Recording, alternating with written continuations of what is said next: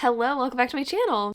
In this video, I am going to be reading 3 Kindle Unlimited romances. I am so excited to be doing this. I love making these KU reading vlogs for y'all. It's the first one of the year, which is super exciting. For this one, I decided I was going to branch out a little bit, and I'm going to be reading 3 best-selling Kindle Unlimited romances. Perused the kind of bestsellers list and found some romances that I'd never really heard of, but I feel like I've seen pictures of the covers. I don't know. I just feel like I want to branch out, maybe find new authors to like, and I feel like I picked some stuff that is a little bit outside of my comfort zone. Now, that being said, I don't know much about these romances, and I kind of want to keep an open mind going into them, like not really know what they're about. So I'm not gonna give you a whole spiel on each book, but the books that I have selected for us to read, I have my phone right here I'm reading off of, are Corrupted Chaos. This one I kind of looked into this one before I picked it. I think it's like a mafia romance, and I think it's like enemies to lovers. A lot of the Goodreads reviews say it's a little unhinged, and that's very much what I'm in the mood for. Then I'm going to read Ignite, which is by an author that I've read before. For some reason I'm blanking on the name, but you can see the cover. This is supposed to be a pretty hot romance, and I think it might be like a firefighter romance. I mean, it's called Ignite, so like that would make sense. And then I am going to be reading The Wrong Bride. I feel like I've seen this author's cover specifically in KU so much lately, and I don't think I've heard anyone talking about her stuff, so I feel like I need to give this a go for all of us, right? And like let you know my thoughts and feelings on it. I'm really excited again to read all 3 of these books. I'm also just going to take you along with me this weekend. It's going to be kind of an exciting weekend, I think. I mean, I'm not doing a ton, but I'm going to take you along with me as I hang out with Hayden, maybe hang out with my sister, show you a little bit more of my life. I do like including like life bits in these vlogs, and I feel like I kind of slacked on doing that in the latter half of last year, so expect a little bit more like lifestyle-y stuff in this vlog. And I'm thinking I might share some like favorites with you along the way. Gotten some new things recently that I might want to share. I also think that I might try and do a rewatch of Friends, not entirely like in this vlog, but I've just been craving some like really comforting things. Like I want some comforting KU romances. I want some comforting like rewatches. I was really bummed when I remembered that you can't get Friends on US Netflix anymore, but it's available in the UK. And as a lot of us know, a VPN like Surfshark has us covered whenever we want to go and stream things from a different country. So Surfshark VPN keeps your online identity safe by encrypting all the information sent between your device and the internet, which keeps your personal data protected from big companies and cyber criminals. Also, a VPN swaps the relocation of your device with a new one, so you can virtually travel to any country across the globe. It's really hard to choose what I love the most about Surfshark, but I really am in love with the fact that I can change my virtual location. Surfshark has 3,200 plus servers in 100 countries, which gives you access to content libraries and streaming services from other countries, like literally all of Netflix. And you can bypass censorship, so if something's like blocked in your country, you can use Surfshark to get around it. And in the reverse, if you are on a vacation and you want to change your location back to like your home country to like, I don't know, catch up on a show that you have really been dying to catch up on. This is actually something that I did on my honeymoon whenever I wanted to watch Heartstopper. You're able to basically say that you are back in your home country even though you're not. Speaking of traveling, a VPN is really incredible if you're on the go because it secures your online data. A VPN encrypts your personal data and helps you secure your personal info when you are using public Wi-Fi. So like when you're at an airport or Starbucks or really anywhere when you're out and about, even in your home country, like if you're at a coffee shop. Masking your IP address is important if you want to be private online because a VPN makes sure that your city, your country, and your download history aren't actually linked to you. And Surfshark's clean web feature blocks malware, phishing, ads, trackers, so you can surf the web safely. Plus, Surfshark doesn't monitor or save anything that you do, so there's no connection or activity logs. Basically, if you're a person that uses the internet, you need a VPN. And if you click the link in my description and use code Chandler, you'll get 83% off and 3 extra months for free. Everyone deserves a good VPN in their life. And with Surfshark's 30-day money-back guarantee, there's absolutely no risk to trying it out. Thanks again to Surfshark for sponsoring this portion of today's video. All right, so I think the first book that I'm going to jump into is going to be Corrupted Chaos. I'm going to kind of update you on my thoughts and feelings as we go. I am actually reading some books for a Patreon exclusive reading vlog at the same time that I'm doing this one, so I don't think I'm going to be working through this one as quickly as I would like. Again, I like want to take some like Netflix breaks, so I'll probably be doing that as the day goes on, but I will keep you posted on my thoughts and feelings as we go. Also, if you are interested in my thoughts and feelings on the new Allie Hazelwood book, that's part of the reason that I'm doing my Patreon exclusive reading vlog at the same time that I'm doing this one, because I'm just desperate to read Is It Love Theoretically? Yes, that one. So if you want my thoughts and feelings on that, it is available on my Patreon and on my channel memberships at the like $3 tier. All that pertinent information is in the description down below, but I'm gonna go ahead and get reading.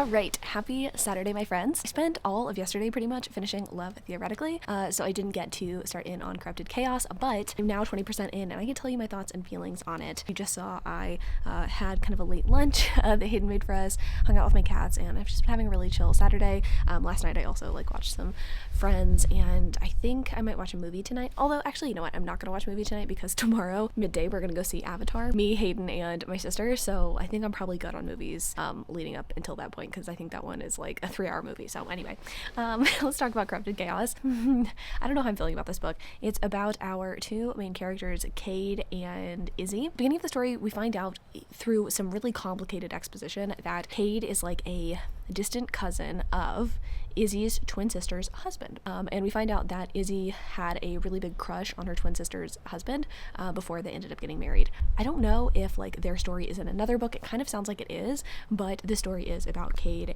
and Izzy. Cade and Izzy have kind of an antagonistic relationship because they both work for the US government as hackers, and he, I guess, is a better hacker than she is. He's definitely a hotshot. He doesn't want her on government work for some reason, so he ends up getting her and her team assigned to work at a corporate office instead. And I don't know if it's they're working at a corporate office undercover for the FBI or something, or if they're just working at a corporate office because he didn't want them working for the FBI. It was all kind of convoluted and weird. And also, again, that exposition at the beginning, trying to figure out who was related to who and also who had feelings for who, was interesting. Now we're in the present day, and the opening of the first chapter of the book reminds me a lot actually of the opening to 'Tis the Season for Revenge, which I read last month. In this one, Izzy is getting dumped on Halloween by her boyfriend, who says that she's not good enough for him and that she needs to lose some weight and that she shouldn't be wearing this costume because her ass is hanging out. She's dressed up as Harley Quinn or something.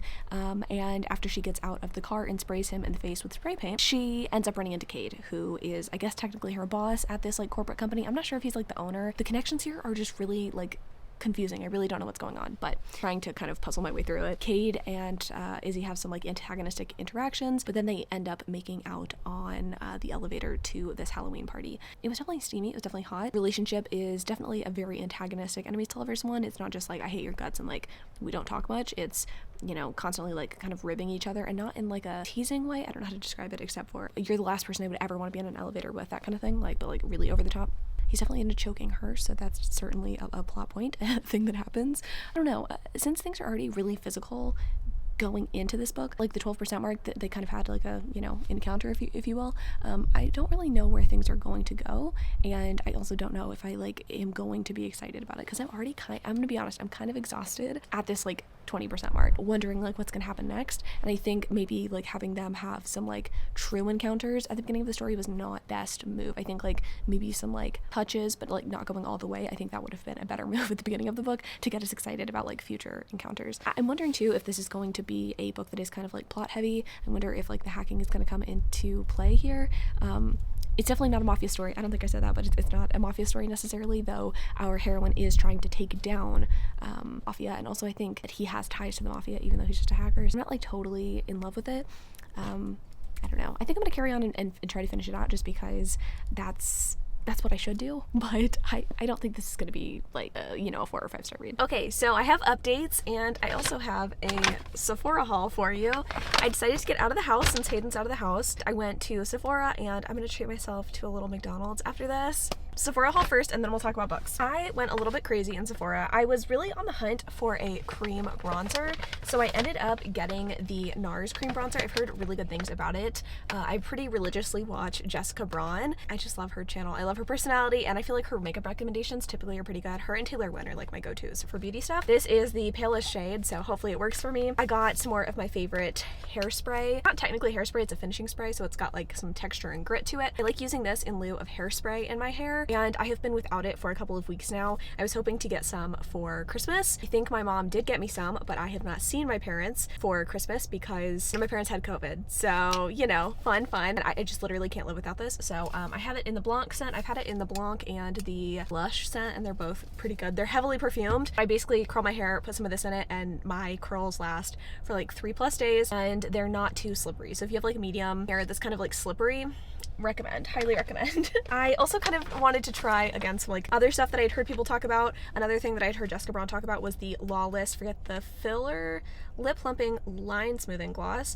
I got it in Daisy Pink. I feel like the colors on like the testers, I couldn't really get a good feel on what the colors were. Okay, this is really pink. I think it's supposed to be a pretty sheer gloss though, so I think it'll be okay that it's a little bit milky. Okay, sort of regretting my choice here. This is definitely not my typical color. I got the new Milk concealer in shade 1W. Taylor wouldn't talk about this, so again, you know, I gotta get it. And I went a little crazy with fragrance. I probably shouldn't have, but you know, treat yourself moment. 2 Nest fragrances. I'd been eyeing indigo for a while, and I don't know how to describe this, but I like really, I don't want to say unique fragrances, but I guess perfume that you don't like smell on everyone. This is really good. I feel like I don't know how to describe it because it smells so different than anything that I've ever worn before. It's a little bit floral, but it's mostly like, say like a dark fruit, if that makes sense. So I really like this. And I got the like set, I guess, for Golden Nectar. I think it was like the same price as just the perfume on its own, and it was like what was out. My Sephora was really overpicked, and this one smells like, I don't know how to describe it, Victoria's Secret in like 2008 in the best way. It's fruity, it's a little bit like floral at the same time. It kind of smells like a hair product that I used to use back in the day. I can't remember which one. I'm not describing it well or making it sound that appealing, but it's good and I like it. This one's definitely, I would say, more like fun summertime, and this one's more like any time of year. If you want to smell like mysterious, but you're not someone who really likes to smell like musky amber, I think you would like that. I'm pretty happy with my haul. I feel like things went well, and now I have a lot of things to experiment with tomorrow when I do my makeup and my hair. Books is what we're here to talk about, correct? So I ended up DNFing Corrupt Chaos. I just couldn't do it. I tried to keep reading, and I just like, I was realizing that the characters felt so flat. And I'm also reading Mile High by Liz Tomford for another video, and while I have issues with the writing of that book, I can at least appreciate that I understand the characters. I understand their motivations, what they want, kind of who they are. And while I understand that the main character for that book, or for Corrupt Chaos, Izzy, stubborn and like strong-willed and like really wanted to, I guess, fight her sister's kidnapper. Her sister was kidnapped in another book maybe, or like just kidnapped, not in this book. She wanted to like go after her sister's kidnapper, and like that's great and fine, but I just didn't really understand her very much. And I feel like Cade was a very flat character. Like, okay, he's this grumpy boss guy, but like what the fuck does he want? What are his motivations? Happy to like not finish it. Kind of long too, and a lot of the reviews on Goodreads are like kind of meh, so I'm fine with that. I'm so sorry to like start off the vlog in that sort of way, but I have started Ignite by Melanie Harlow, and I am liking it quite a bit more. This is a single dad romance. I think the mom in this one is still in the picture, which was not the case in another Melanie Harlow single dad romance I read. Just my luck, the second Melanie Harlow book I pick up is about the kids, or like one of the kids of the single dad of the other Melanie Harlow book that I've read. Basically, the single dad in, I think it's Irresistible, had 2 kids. One of them was named Winnie, and in this book, Winnie is all grown up and is like finding herself a single dad, I guess, to like hook up with. He moves in next door with his 2 kids, and I guess there's gonna be some sort of romance between the 2 of them. Winnie is working at Cloverleaf Farms, which is like the name of the series, and I don't really know exactly what her position is, but she seems like really fun. Dex, I believe, is the name of the hero. He's a firefighter. He was a Navy SEAL, now he's a firefighter, and he's divorced, and I guess his wife or ex-wife is remarrying. He seems very grumpy, which I'm kind of into. I don't know. It's definitely formulaic, and again, like, I think I did myself a disservice by picking up this book when I've already read Irresistible, and I think those are like the 2 most comparable of her books. I'm having a good time with it. I think it's fun. I know that Melanie Harlow does a very good job with like the sexiness of her books, so I'm very excited to like see how the chemistry kind of unfolds between the 2 of them and like what really brings them together. I'm assuming it's the fact that like she's moving next door to him. Like they're moving, she lives in a townhouse and he's gonna like be in the adjoining townhouse, I think, so should provide for some interesting, fun banter moments. I'm not that far into it. I'm gonna try to get farther into it tonight and probably finish it tonight. Her books tend to read pretty quickly, and I think that's another sign that Corrupt Chaos just wasn't for me because it was reading so slowly, and I'm not here for that. Like, I want to fly through a romance in like a good way, you know? Enjoy it, but not feel like it's a chore to get through. So I'm gonna go and pop over to McDonald's and get myself some McNuggies and some french fries. That's what I want. I'll be back. Okay, so I have been trading off between watching TV/YouTube and reading this book. I am 50% into Ignite, and I'm really liking it. It's so good. It's not that similar, actually, now that I'm getting into it, to Irresistible. I mean, I guess it is in a sense, but I like that the characters are kind of aware of it, if that makes sense. Winnie in the story is working at Cloverleaf Farms. She sort of does whatever is needed at the hotel, and she is sort of a, I don't want to say serial monogamist, but she falls into these bad relationships because she is like constantly seeking love and just like constantly daydreaming about what it would be like to, you know, have the relationship of her dreams. So she kind of ends up falling for like guys that are not good for her, and she actually just broke off an engagement, or she just got dumped by a guy she was engaged to because he wanted to move to New York and like bang models or something. So yeah, she's not great at picking guys, and whenever Dex moves in next door with his 2 daughters, she's instantly attracted to him, but she has like placed a bet with her friend that she can go for 6 months without dating anyone. She really wants to like hold up her side of the bargain, so she's like having to fight her feelings feelings for Dex or her attraction to Dex, and Dex is kind of having to do the same thing. He thinks that she is too young for him. I think he's 34 and she's 22. He's not really looking for a relationship, but enter into a sexual relationship at the kind of like 45-50% mark of the book. I mean, Melanie Harlow is just a really fantastic writer. I think that is really evident in reading this book in comparison to Corrupted Chaos. Here's the thing. I don't think that book was bad. I don't think the writing was terrible. I think this is just more my speed, shall we say. The writing is definitely more for me. It feels very seamless. It feels really easy to get through. And I've been having a really hard time lately, like sticking with books. I feel like I'm a little bit slumpy at the moment, but I have not looked at my phone once since picking this book up tonight. So I'm really liking the relationship. I think the sex scenes are hot and are definitely impressing me. I'm always kind of wary of, friends with benefits. It's not necessarily something I like, but I am liking their dynamic. It's really like fun and playful, and I am excited to see kind of how their feelings for each other develop. I guess you could say, or I guess some people might have the criticism that this is a little bit like insta-lovey or insta-lusty, and I don't disagree, but I think because of the way that Melanie Harlow writes dialogue and because of the interactions that our heroine has had with Dex's kids, I feel like I am already supportive of the idea of them being in a relationship. And it's funny, Winnie just told her best friend and her sister she hooked up with Dex, and her sister was like, oh my god, did you realize that like you're basically doing exactly what our mom did with our dad? When he's like, no, why would you bring that up? Like, why would you bring up that like I'm also getting with a single dad? So that was a funny moment. And I think again it's very different. In Irresistible is definitely more of like a relationship that they're trying to hide sort of situation, and in this it's more like friends with benefits trying not to gain feelings for each other, but the feelings are obviously there. So it's fun. I like it. It's nothing like really groundbreaking, but I think if you like a good small town romance that isn't too quaint, you'll enjoy these books. And I think that's what I like. I think there's a distinction. Like, don't get me wrong, I do like a quaint, like kind of sleepy small town romance, but a lot of the time I just want like characters that feel familiar and like a small town setting in terms of like, oh, they all work at like, this inn or whatever, but I don't necessarily want it to be like devoid of steam. And Melanie Harlow said, hey, I got your back for a steamy small town romance. So I'm going to finish this one off tonight, most likely. I also need to finish off Mile High by Liz Tomford for a Patreon exclusive reading vlog. I will update you tomorrow morning on my final thoughts and feelings on this one, and then we can get started on our final book, that Katerina Mara book. I think it's Katharina,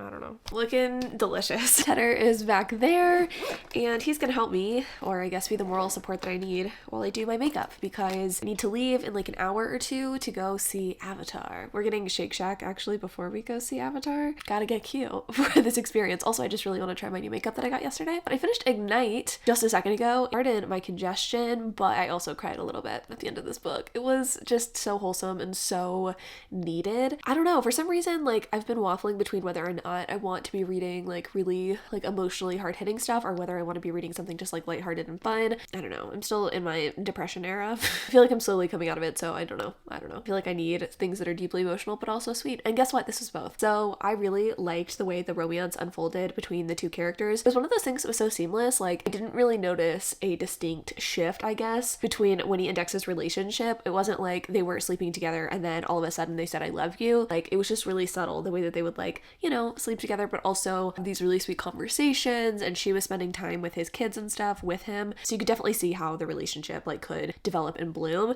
She got to see how good of a parent he was, and he also was like pretty good about letting her in. He definitely made mistakes, and you know what? If anything, this is kind of reminding me a little bit of the relationship dynamic between the two characters in Things We Never Got Over, except for Dex is a little bit more like emotionally mature. He definitely like has that grumpy thing going on. He definitely messes up and treats people shitty, even though, it's not their fault because he's dealing with his emotions, but at least he does like let Winnie in a little bit, and he does, come to his senses and apologize for his behavior, and also like he's a good dad, so he has redeeming qualities. So I don't know, like I just really enjoyed this book. It did feel different than the book that I was like comparing it to, the book that was about Winnie's parents. So I don't know, I just thought it was really, really sweet. And I think if you are looking for a good small town romance, single dad romance, and you want something that is going to be just a little bit emotional, but also probably not like, make you cry, pick it up. I cried because I'm a baby, but you probably won't cry. I'm trying my new concealer right now. Let's see how this goes. I know this is not necessarily relevant to the video. Wow. Okay. maybe I didn't pick the right shade, but the other shade was so dark. I hate when that happens. I feel like I can never find the right concealer shade for me because I'm so freaking pale. And it's like the palest shade's like white and the next palest shade's orange. So what's a girl to do? All right, I guess we're just gonna go with a very highlighted look today. I feel like it looks pretty good actually. And maybe it'll be like a little bit less intense when I put powder under my eye as well. I normally use the Tarte Shape Tape. Here, I'll give you a little shade comparison. I know you're so curious. I guess you can't really tell, but this one's like a little bit darker than this. Yeah, like that looks white in comparison to this. This is just a little darker. This is the palest shade of Shape Tape. It's 8B Porcelain Beige because of it to be pale. I'm gonna go ahead and finish my makeup. I was going to try to do more of it on camera and talk to you more about like books and stuff, but haven't started in on The Wrong Bride yet. I'll probably like give you my thoughts and feelings on that one right before we leave for Avatar because I'm planning on doing my makeup and then hopping in bed and reading some more because, it's a lazy Sunday and I'm feeling lazy. Also, this is exciting, but my sister is getting a cat tomorrow, another cat. She has one cat and since she's starting her job next year, she wants to have like a friend for her cat. That's what I did when I got Pepe for Nugget and it was like such a perfect situation. So I'm really excited for my sister. And also I get to go hang out with the kitten tomorrow. So like my weekend's not totally over. Get to have a lazy Sunday and then also have like a lazy Monday, which is exciting. I don't know. I just felt like sharing because I'm excited. Okay, I'm not gonna ramble anymore. I am gonna go ahead and finish off my makeup and I'll talk to you in a little bit about The Wrong Bride. You want to be in it? You're a superstar. Not particularly, but... So, we're about to go see Avatar. We're getting Shake Shack first, though, which is, I think, crucially important to this discussion because that's kind of what I'm looking forward to. My sister and Hayden, like, wanted to see Avatar. I'm not, like, not wanting to see it. No, I'm kind of indifferent as well. Anyway, looking forward to my cheese fries and milkshake. I'm 20% into The Wrong Bride, and it's kind of giving Corrupted Chaos vibes in terms of, like, characterization here. The characters are flat as fuck. It's not the author's fault, but it is. She could have done more. This book's about our main characters, Aries, that's the hero's name, Raven. I think it's, what fucks up sometimes is when authors, like, they have siblings in a book, and the sibling names don't go together. Her name is Raven, and her sister's name is Hannah. Aries is engaged to Hannah, Raven's older sister, and is, like, the hotshot model, or no, she's the actress of the family, and apparently the parents are also actors and actresses, and so they, like, love Hannah and think she's amazing, and also, like, Hannah was sick as a kid, and so they treat her better than they treat Raven. Raven's apparently the highest paid model in the world, and she is a fashion designer, so she's also really cool, but no one respects her. She's had a crush on Aries for a really long time, but there's like an arranged marriage between Hannah and Aries, and so he, like, I don't know, he's gonna marry this girl.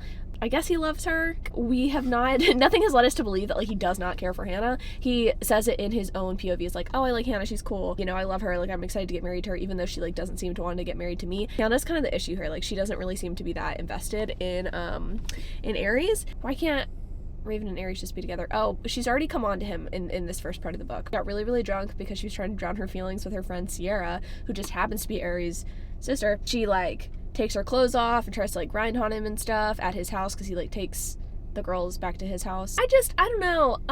I'm not really understanding it. Here's the thing. If it was, like, an arranged marriage and, like, neither of them wanted to get married, like, neither Hannah or Aries wanted to get married to each other, I could understand, like, why Raven would want to swoop in and also, like, why Aries would be into it, but it doesn't seem like he has any interest in her. I find that sort of pathetic. Like, it's not really giving, like, romance to me. It's just kind of sad. Now Hayden knows what I'm reading, so that's it. I'm 20% in. I'm gonna get 50% in. I'll be back after this movie, and guess what? I'm gonna tell you all about Avatar. I know you really want to know. Alright, so we just got home. My hair's looking surprisingly good for not having been washed in 4 days. Avatar was stupid. I feel like visually it was fun, but I feel like we've come a long way since 13 years ago. I feel like CGI doesn't impress me as much as it used to. Granted, the CGI was great, whatever, but storyline was weak, to say the least. I don't know what I was expecting, but I feel like I'd heard good things about this, and I was just, like, not impressed. It was kind of a waste of 3 hours. Shake Shack was good. It was nice spending time with Spencer and Hayden. Like I said, I'm pretty sure I'm gonna go hang out with Spencer again tomorrow. We're gonna go pick up her new cat, who I believe she's naming Toby. I did get 50% into The Wrong Bride when I was on the way to the movies. This is maybe the dumbest book that I've read so far this year. Granted, I've not read very many books this year. I've read like 12. I'm just at a loss. So we've got Hannah, we've got Aries, we've got Raven. Hannah decides she doesn't want to marry Aries last second. The week before their wedding, she's like, you know what? I don't want to do do this. I'm a famous actress. Like, I want to make sure that I can act in movies in my prime, because like part, I guess, of the marriage agreement is that they cannot spend more than 3 days apart. And she knows that that's going to be impossible with her job. So she's like, I don't want to do this. Even though she still, I guess, likes Aries or whatever, but she acts very nonchalant about it. And Raven goes to her and is like, hey, if you don't marry this man, I am going to have to. Technically, Raven was the one that was promised to Aries in the first place, but he like fell for Hannah first to fulfill this like marriage contract that is, I guess, like important to their two families. Raven and Aries are now going to get married, and she's having to wear her sister's wedding dress, and she's having to like have the wedding that her sister wanted, and she's not really happy about this, and she's mad at Hannah for like letting this happen, and Aries doesn't seem too happy about it either. And then literally right after the wedding, Hannah calls them up and is like, I can't believe you would marry her. Like, I can't believe you would do that. You should have waited for me, like waited for a couple years, even though they like needed to imminently get married. This contract between the two families to work. She decides to act mad, and she's like, I can't believe you would marry my sister of all people, even though her sister told her that she was going to get married this guy. It's just really stupid, and I understand that that needs to happen for the conflict of the story to still be there, but it's irritating because now he is like still very much into Hannah, or at least like trying to stay true to Hannah, but also trying to like fulfill his marriage to Raven, and like not have any sort of like infidelity, and like treat her how she wants to be treated, and like, I don't know, get freaky with her. Raven's also kind of a doormat and also really irritating, so I'm just like, what is this book? I am not like, I don't hate it. It's not the worst thing I've ever read or anything, but it's easily the silliest, dumbest book that I've read in a while, and I am sad about it because I feel like this is the kind of plotline that could be really, really good. Could be this really emotional, angsty thing. That's really what I was hoping for when I read the synopsis. I really love a like brother's best friend or boyfriend's best friend or sister's boyfriend kind of thing. Like, give me something juicy and angsty and tension filled. Like, I'm always here for that, but the execution here is just severely lacking. So I don't know. I think I'm gonna speed through the last 50% of this book and we can be done with this vlog. I know it's been kind of a mess, but I don't think I told you that my final thoughts and feelings in terms of like star rating for Ignite is a 5-star. So like, at least we had one 5-star read. Even if we have like a DNF and one like horrible book or like horribly rated book, I'm fine with it as long as we get a 5-star read. And I had fun with you this weekend, so it's fine. But I'm gonna go ahead and finish this off and I will be back. All right, friends,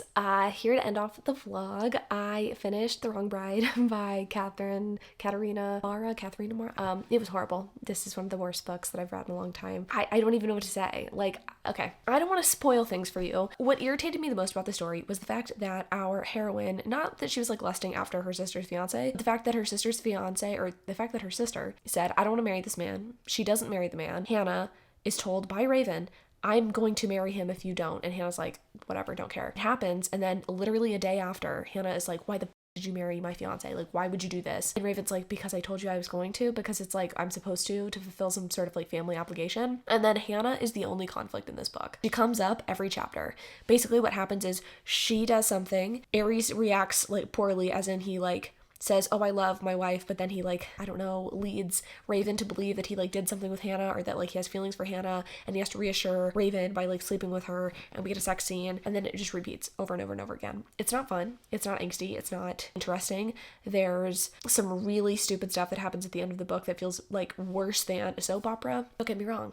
Soap operas are fun. I'm actually named after a soap opera character, so, you know, love my origin story, but I don't love this book. And that's disappointing. It's a little bit of a bummer that 2 of the 3 books in this video like weren't great. But you know what? I feel like that is the risk of trying new authors. I don't regret it. You know what I mean? Like, I think you have to branch out from time to time, try to find new authors to love. I did strike out, but I had such a good time reading Ignite, and I'm reading some other books for another KU vlog for my Patreon. It went well, so I'm not feeling too upset about it. And in general, I'm just glad I could take you along with me this weekend as I, you know, hung out with Hayden and my sister and my cats and stuff. So yeah, thanks for joining me. I am going to be doing another one of these soon, probably next month sometime. If you want to leave me any KU recommendations in the comments, feel free to. I am always down for some new authors, hopefully ones that suit my taste a little bit better than the ones I tried out today. But thanks so much for watching this video, and don't forget to check out Surfshark, where you can get 83% off plus 3 extra months for free using code Chandler. I love y'all so much, and I will see you next time.